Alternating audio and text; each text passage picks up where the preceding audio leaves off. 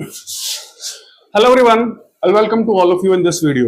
देखिए, आज के वीडियो में क्या है कि हम आरपीएससी पीएसआई का जो पेपर लेटेस्ट पैटर्न पर आया है, जब आरपीएससी ने ये कहा था कि हम आगे से जो भी पेपर्स होंगे वो क्या करेंगे, यूपीएससी पैटर्न पर रखेंगे, स्टैंडर्ड बुक्स में से लाएंगे, जो स्टैंडर्ड बुक्स हैं और जो जिनको हम मानक किताबें पुस्तकें कहते हैं, वहां से हम पेपर बनाएंगे। ठीक है, तो आज के वीडियो में हम सिर्फ इसको डिस्कस करेंगे कि पेपर आपका कैसा था, बैलेंस था, टफ था, इजी था, किस तरह से था, मॉडरेट था। ठीक है, हमारा कोई मकसद नहीं है कि हम क्वेश्चन को डिस्कस करेंगे या और करेंगे, कुछ भी नहीं करेंगे, सिर्फ पेपर को देखेंगे, पेपर कैसा आया था। ठीक है, तो उसकी कुछ चीजों को क्या करेंगे, डिस्कस करेंगे। तो ध्यान रखिएगा कि इस पेपर का काफी इंतजार हो रहा था। इससे ये पता लगेगा कि आपका जो आने वाला आरएस प्री का पेपर है, ठीक है, आरएस प्री का पेपर, सेकंड ग्रेड का पेपर, फर्स्ट ग्रेड का पेपर, जो जीके के पेपर्स होंगे वो किस तरह से आएंगे, क्या उनमें आरपीएससी पूछेगी और खास करके करंट जो होगा वो किस तरह का होगा। देखिए, आज के इस वीडियो में हम करंट के बारे में बात नहीं करेंगे। करंट के बारे में एक अलग वीडियो आपको दिया जाएगा जिसमें ये कहा जाए, देखेंगे भी आरएस स्पेसिफिकली करंट अफेयर्स आप किस तरह से करेंगे। ठीक है, तो आज के बारे में हम बात कर लेते हैं। ठीक है, जैसे सभी को पता है कि सेक्शन वाइज पेपर था और सभी सेक्शंस में से क्या क्वेश्चंस पूछे गए थे। ठीक है, तो यहां पर एक इंपॉर्टेंट ध्यान रखिएगा, ये पेपर क्या है, बिल्कुल बैलेंस्ड था। ठीक है, बिल्कुल बैलेंस्ड पेपर था, जैसा पेपर होना चाहिए वैसा पेपर था। अब देखिए, बैलेंस्ड का मतलब ये होता है, बैलेंस का मतलब ये होता है कि पेपर क्या हो, उसमें इजी क्वेश्चंस भी हो। ठीक है, उसमें क्या हो, इजी क्वेश्चंस भी हो, जो बिल्कुल इजी हो। ठीक है, उसमें क्या है, मॉडरेट क्वेश्चंस भी हो। क्लियर है, और उसमें क्या है, अगर हम कुछ क्वेश्चंस को टफ कह दें, वो टफ भी हो। ठीक है, तो वो टफ क्वेश्चंस भी हो, तो वो उसी तरीके से क्या है, पेपर बनाया गया है। पेपर में इजी क्वेश्चंस भी आपको मिलेंगे, पेपर में मॉडरेट क्वेश्चंस भी मिलेंगे, पेपर में आपको टफ क्वेश्चंस भी क्या है, मिलेंगे। ठीक है, अब यहां पर एक चीज आ जाती है कि ये सभी के लिए है और ये थोड़ा सा जो तैयारी कम कर रहे हैं उनके लिए डिफिकल्ट हो जाता है। वो कहेंगे मॉडरेट भी डिफिकल्ट है, और जो बिल्कुल तैयारी बिल्कुल क्या है, जिनकी तैयारी का लेवल कम है, जो मार्केट में बुक्स अवेलेबल हैं या गाइड्स अवेलेबल हैं उनसे कर रहे हैं, तो उनके लिए क्या है कि ये जो पोर्शन क्या है, बिल्कुल ही टफ हो जाता है। अब यहां ध्यान रखिएगा कि कोई भी पेपर आएगा आपके पास में, चाहे वो फर्स्ट ग्रेड का हो, चाहे सेकंड ग्रेड का हो, चाहे आरएस का हो, चाहे ईओ का हो, चाहे आरओ का पेपर हो, किसी भी तरह का पेपर हो, अगर हम जीके की बात करें, जीके एंड जनरल स्टडीज की बात करें, ठीक है, जिसमें जनरल साइंस भी आ गया, आपकी सारी चीजें आ गई, तो उसमें ध्यान रखिएगा आपके पास 15 से 20% जो पेपर होगा वो हमेशा क्या होगा, आपको लगेगा कि टफ है। क्या है, टफ है, लेकिन वो क्या होगा, टफ नहीं होगा, वो कॉन्सेप्ट बेस्ड पेपर होगा। क्या होगा, कॉन्सेप्ट बेस्ड पेपर होगा। ठीक है, क्या होगा, कॉन्सेप्ट बेस्ड पेपर होगा, और वो क्या होगा, किसी ना किसी तरीके से क्या, करंट से रिलेट करके आपके पास में आएगा। क्या आएगा, करंट से रिलेट करके क्या आएगा, आपके पास में आएगा। तो वो रिलेशन क्या है, वो हम करंट अफेयर्स में बात करेंगे। तो यहां ध्यान रखिएगा, this paper was balanced paper. ऐसा कुछ भी नहीं था कि पेपर बहुत ज्यादा कोई टफ था या बहुत ज्यादा कोई इजी था, पेपर बिल्कुल बैलेंस्ड पेपर था। ठीक है, अब हर सेक्शन को अगर आप देखें, सबसे पहले क्या है, इकोनॉमी, पॉलिटी। ठीक है, अगर आपने सिंपल वे में भी अगर कॉन्सेप्ट बेस पढ़ा हो, क्या सिंपल वे में भी कॉन्सेप्ट बेस को पढ़ा हो, तो उसके अंदर सारी चीजें क्या आ जाती हैं, ये आ जाती हैं। अब यहां पर एक इंपॉर्टेंट चीज ध्यान रखने वाली बात यह है कि एक क्वेश्चन आपसे इकोनॉमी में पूछा गया था। ठीक है, एक इकोनॉमी में आपसे क्वेश्चन पूछा गया था। ये क्या है, क्वेश्चन आपके दो तरह से इंपॉर्टेंट हो जाता है जब आरएएस प्री का एग्जाम दे रहे हैं आप और आरएएस मेंस का एग्जाम दे रहे हैं आप। ठीक है, आरएएस मेंस का जो एग्जाम दे रहे हैं और आरएएस प्री का एग्जाम दे रहे हैं, तो दोनों तरफ से क्या है, ये क्वेश्चन अलग अलग तरीके से क्या है, इंपॉर्टेंस रखता है। ये डिस्कस करने का मतलब यही है कि भी अगर ये प्री में आता तो आप इसका आंसर क्या करते हो, और आरएएस मेंस में आता तो आप इसको डिस्कशन फॉर्म में अगर क्वेश्चन आ जाता तो आप कैसे लिखते। ध्यान रखिएगा, ये क्वेश्चन था इन्फ्लेशन से रिलेटेड। ठीक है, इन्फ्लेशन यानी मुद्रास्फीति जो होती है उससे रिलेट करके क्वेश्चन था। तो ये पूछा गया था कि मुद्रास्फीति को कम करने के लिए या नियंत्रित करने के लिए या कंट्रोल करने के लिए सरकार को क्या करना चाहिए, क्या करना चाहिए। ठीक है, तो दो ऑप्शंस तो आपको खुद को पता थे कि नहीं आएंगे। क्लियर है, उससे क्या होगा कि डिमांड क्या और ज्यादा बढ़ेगी और इन्फ्लेशन और ज्यादा बढ़ेगा। यहां पर दो इंपॉर्टेंट ऑप्शंस थे आपके पास में, वो था इंक्रीज इन डायरेक्ट टैक्सेस और दूसरा ऑप्शन था increase in indirect taxes. Clear है? अब ये क्वेश्चन क्या है, काफी ज्यादा इंपॉर्टेंट हो जाता है जब आप आरएएस की तैयारी कर रहे हैं। क्या कर रहे हैं? आरएएस की तैयारी कर रहे हैं, क्योंकि ये क्वेश्चन यहां पर तो क्या है, एमसीक्यू लेवल पे पूछा गया है। ठीक है, यहां पर तो क्या है, ये क्वेश्चन एमसीक्यू लेवल पर पूछा गया है। क्लियर है? और अगर यही क्वेश्चन मेंस में पूछ लिया जाए और इसको क्वेश्चन को थोड़ा सा वो ट्विस्ट करके दे दें आपको, ठीक है, तो वहां पर आपको क्या है, अपने कॉन्सेप्ट्स को लगाना पड़ेगा। क्या करना पड़ेगा? अपने कॉन्सेप्ट्स को लगाना पड़ेगा। हम बात करते हैं जब इन्फ्लेशन की जनरली बात होती है, क्या होती है, इन्फ्लेशन की सिर्फ एक ही क्वेश्चन हम डिस्कस कर रहे हैं, बाकी नहीं कर रहे हैं। इन्फ्लेशन की तो जनरली बात होती है, वो भी सिर्फ इसलिए कि अगर आप आरएस की तैयारी कर रहे हैं तो आप इस क्वेश्चन को कैसे हैंडल करेंगे और कैसे सोच के काम करेंगे। ठीक है, जब हम इन्फ्लेशन की बात करते हैं तो इन्फ्लेशन कंट्रोल करने का मतलब ये होता है कि शॉर्ट टर्म में इन्फ्लेशन को हमें क्या कंट्रोल करना है। ठीक है, यानी मुद्रास्फीति जो है वो शॉर्ट टर्म में क्या है, हमें क्या करनी है, कंट्रोल। लंबे समय की बात नहीं करते हम क्या शॉर्ट टर्म की बात करते हैं। तो जब शॉर्ट टर्म की बात करेंगे तो इसका आंसर हम क्या कर देंगे, ये लिख देंगे, increase in indirect tax, sorry, increase in direct taxes. ठीक है, इससे क्या है, जब आप डायरेक्ट टैक्सेस बढ़ाते हैं या प्रत्यक्ष कर बढ़ाते हैं तो डिमांड क्या होती है, वो गिरती है। ठीक है, और डिमांड गिरने से क्या होगा, इन्फ्लेशन क्या होगी, कम होनी शुरू हो जाएगी। ठीक है, लेकिन अगर इसी क्वेश्चन को आपको ट्विस्ट करके पूछ लिया जाता कि discuss which is more important, ठीक है, in controlling inflation, increasing direct taxes और इंक्रीज इन इनडायरेक्ट टैक्सेस। ठीक है, तो यहां पर फिर क्या है, आप अपने कॉन्सेप्ट्स को लगाएंगे, क्योंकि ध्यान रखिएगा कि अगर इनडायरेक्ट टैक्सेस भी अगर आप बढ़ाते हैं, क्या करते हैं, बढ़ाते हैं, तो शॉर्ट टर्म में तो क्या होता है कि इन्फ्लेशन बढ़ती है। ठीक है, इन्फ्लेशन यानी मुद्रास्फीति क्या होती है, बढ़ती है, क्योंकि कॉस्ट पुश इन्फ्लेशन। ठीक है, यानी कि जो उसके अंदर जितनी भी चीजें आप लगाएंगे या प्रोडक्शन करेंगे, उससे क्या होगा, प्रोडक्शन की जो कीमत होगी या आइटम होगा वो क्या हो जाएगा, महंगा हो जाएगा, क्योंकि आपने इनडायरेक्ट से टैक्सेस बढ़ा दिए या अप्रत्यक्ष कर बढ़ा दिए। तो स्टार्टिंग में तो क्या होता है कि इन्फ्लेशन बढ़ती है, क्या होती है, इन्फ्लेशन बढ़ती है।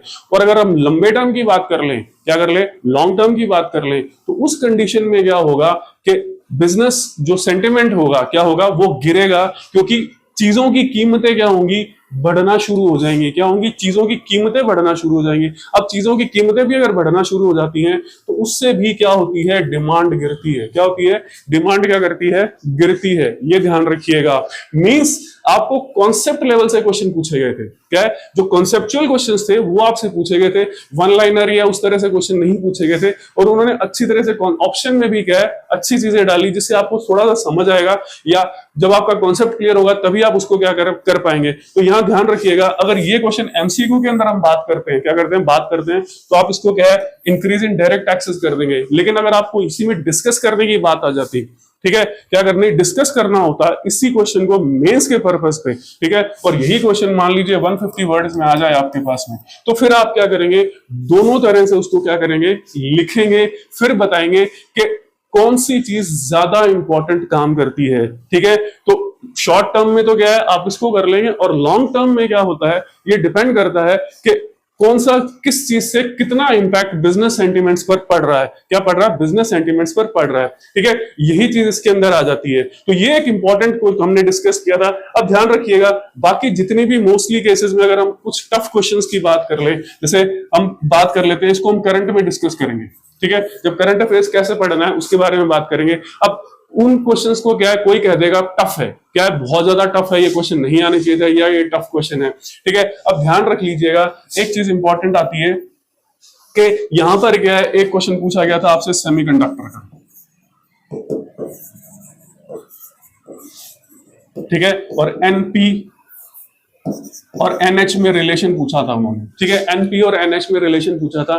ठीक है, वो क्लियर, तो उन्होंने क्या रिलेशन पूछा था, एनई और एनएच में क्या रिलेशन पूछा था उन्होंने। ठीक है, तो यहां पर ध्यान रखिएगा, ये क्वेश्चन क्या है, करंट से रिलेट कर रहा है। और कैसे कर रहा है, हम करंट अफेयर्स में इसको क्या करेंगे, बात करेंगे, डिस्कस करेंगे। ठीक है, ऐसे ही क्या है, आपके पास में मणिपुर का क्वेश्चन था। ठीक है, वो भी क्या है, करंट से रिलेट करके क्वेश्चन था। क्या था, करंट से रिलेट करके क्वेश्चन था। इसी तरीके से क्या है, कॉन्स्टिट्यूशनल बेंच का क्वेश्चन था जो पॉलिटी में आता था आपके। ये दोनों क्वेश्चंस क्या पॉलिटी में थे, लेकिन ये क्या है, दोनों के दोनों क्वेश्चंस क्या है, करंट से रिलेट करके थे। ठीक है, और करंट से रिलेट कैसे कर रहे थे, हम इसको करंट अफेयर्स में बात करेंगे। ठीक है, तो ये था, ये क्या है, सिर्फ एक डिस्कशन है कि ध्यान रखिए कहीं भी कोई भी चीज ऐसी नहीं कह सकते आप बहुत ज्यादा टफ थी, या ये कह सकते हैं बहुत ज्यादा इजी थी। जितने भी पोर्शंस थे सारे के सारे क्या बैलेंस थे, उसमें कुछ टफ क्वेश्चंस भी थे, उसमें कुछ इजी क्वेश्चंस भी थे, और कई क्वेश्चंस क्या हैं जो बिल्कुल ही नहीं पूछे जाने चाहिए थे, पर उन्होंने पूछ लिया था। जो स्टेटमेंट पूछा था कि ये स्टेटमेंट किसका है, जो पंचायती राज से रिलेटेड था। ठीक है, तो वो ज्यादातर आंसर्स पीवी नरसिम्हा राव लगाएंगे। ठीक है, पीवी नरसिम्हा राव लगाएंगे। मैंने इसको पूरे नेट पे देखा, अच्छी तरह से खंगाला, मुझे इसका सोर्स नहीं मिला कि भी ये स्टेटमेंट कहां से आया, क्या किया गया। ठीक है, उस कंडीशन में ज्यादातर आंसर क्या है, पीवी नरसिम्हा राव लगाया हुआ उसका आंसर। ठीक है, तो यहां ध्यान रखिएगा कि कोई भी चीज है आपको क्या करना है, बैलेंस वे में काम करना है। क्या करना है, बैलेंस वे में काम करना है। ठीक है, तो यहां पर क्या है, सबसे इंपॉर्टेंट चीज आ जाती है खास करके आरएएस स्टूडेंट्स के लिए। ठीक है, जो आरएएस के स्टूडेंट्स हैं, और खास करके वो स्टूडेंट्स जो एसआई का एग्जाम दे चुके हैं, ठीक है, उनके लिए अब बहुत अच्छा मौका है। क्या है, बहुत अच्छा मौका है कि वो आरएएस मेंस को पूरी तरह फोकस करें। ठीक है, आरएएस मेंस को क्या करें, पूरी तरह से फोकस करें। पेपर बिल्कुल बैलेंस था। अगर हम क्वेश्चंस की बात करें तो हम कह सकते हैं कि अभी हिस्ट्री जो एक चीज थी उन्होंने, ठीक है, हिस्ट्री में थोड़े कुछ एक्स्ट्रा क्वेश्चन पूछ लिए थे। इंडियन हिस्ट्री के अंदर क्या, इंडियन हिस्ट्री के अंदर एक्स्ट्रा क्वेश्चन पूछ लिए थे। अगर आप कहेंगे साइंस एंड टेक, ठीक है, साइंस एंड टेक, ठीक है, तो ये नहीं कह सकते कि सारे के सारे साइंस एंड टेक के क्वेश्चंस क्या थे, मुश्किल थे। क्या थे कि मुश्किल थे, ऐसा नहीं था। साइंस एंड टेक के क्वेश्चंस भी उसी तरीके से थे, जो कुछ करंट से रिलेटेड थे, जो आपको हर हाल में करने थे। ये माना जा सकता है कि आपको करें, उन चीजों को करना चाहिए था। ठीक है, जब आप किसकी तैयारी कर रहे हैं, आरएस लेवल के एग्जामिनेशन की तैयारी कर रहे हैं, या जिसमें आरएस लेवल का सिलेबस आ रहा है, और ऑलमोस्ट ये मानकर चलते हैं हम कि ये एक तरीके से क्या है कि उसी तरीके की जॉब आपको क्या दी जाती है, एसआई की दी जाती है। ठीक है, तो वो चीज आपके लिए क्या हो जाती है, इंपॉर्टेंट हो जाती है। तो उस कंडीशन में वो चीजें आपसे एक्सपेक्ट की जाती हैं कि आप उनको पढ़ेंगे ही। तो ये इंपॉर्टेंट है, ऐसा पेपर में कुछ नहीं था। ठीक है, मींस ऐसा नहीं है कि पेपर बहुत ज्यादा टफ था। ठीक है, बिल्कुल बैलेंस पेपर था। अगर सेक्शन वाइज भी हम बात करें, जैसे पॉलिटी को ले लें तो पॉलिटी में भी इजी क्वेश्चंस थे, पॉलिटी में भी मुश्किल क्वेश्चंस थे। इकोनॉमी को ले लें, इकोनॉमी में भी इजी क्वेश्चंस थे। जैसे ट्रिकी क्वेश्चन उन्होंने पूछ रखा था ये वाला, ठीक है, उसी में भी उन्होंने दूसरे क्वेश्चंस भी क्या कर रखे थे, पूछ रखे थे। इसी तरीके से क्या है कि अब यहाँ पर क्या है कि जो आरएएस के स्टूडेंट्स हैं, खास करके आरएएस के स्टूडेंट्स हैं, उनके लिए मैथ्स रीजनिंग का जो पार्ट है, मैथ्स एंड रीजनिंग, वो सबसे क्या हो जाता है, इंपॉर्टेंट हो जाता है, क्योंकि वो आपके लिए सबसे सेफ है। अगर आप उसकी प्रैक्टिस अच्छी तरह से करते हैं तो आरएएस प्री आपकी क्या हो जाती है, क्लियर होने के चांसेस क्या हो जाते हैं, ज्यादा हो जाते हैं। ठीक है, तो ये वीडियो सिर्फ इसलिए था, ये बताने के लिए कि भी पेपर बिल्कुल क्या है, सिंप्लीफाइड था। ऐसा कुछ नहीं था कि भी अगर आप ये कहें कि ठीक है आपके, बात सिर्फ ये है कि आपने जो नोट्स आपको अवेलेबल किए गए थे, ठीक है, जो नोट्स आपको मिले थे वो सभी को मिलते हैं। ऐसी बात नहीं है कि नहीं मिलते हैं। भाई कोई नहीं पढ़ रहा है तो उसको बाहर फोटोस्टेट फॉर्म में वो नोट्स मिल जाते हैं, टेलीग्राम्स पे अवेलेबल होते हैं। अब यहां पर ये इंपॉर्टेंट चीज आ जाती है, देखिए एक फैकल्टी जो होती है, ठीक है, उसकी एक लिमिट है। क्या है, फैकल्टी की क्या है, एक लिमिट होती है। क्या होती है, लिमिट होती है।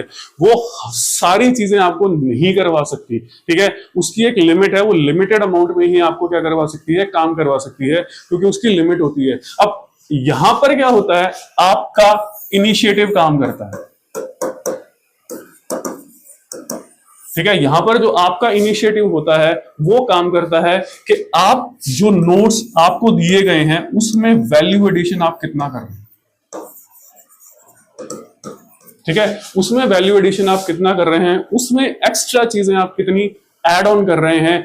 वहां पर क्या हो जाता है, एक सेपरेशन आ जाता है। क्या आ जाता है, सेपरेशन आ जाता है। और यही क्या है, सिलेक्शन का क्राइटेरिया है कि आप कितना उसमें वैल्यू ऐड कर रहे हैं। क्या कर रहे हैं, कितना उसमें वैल्यू ऐड कर रहे हैं। और इसके बारे में हम करंट कैसे तैयार करें उसके बारे में उसमें बात करेंगे कि वो वैल्यू एडिशन आपको किस तरह से करना है और कैसे आप उसको कर सकते हैं, क्या कर सकते हैं, कैसे आप उसको कर सकते हैं। ठीक है, तो आज के वीडियो का मकसद यही था, आपको बताना डरने की जरूरत नहीं है। आप आरएस की आगे तैयारी कर रहे हैं, किसी भी एग्जाम की तैयारी कर रहे हैं, तो आपको डरने की कोई जरूरत नहीं है। अगर टफ पेपर आएगा तो सबके लिए आएगा, इजी पेपर आएगा तो सबके लिए ही आएगा।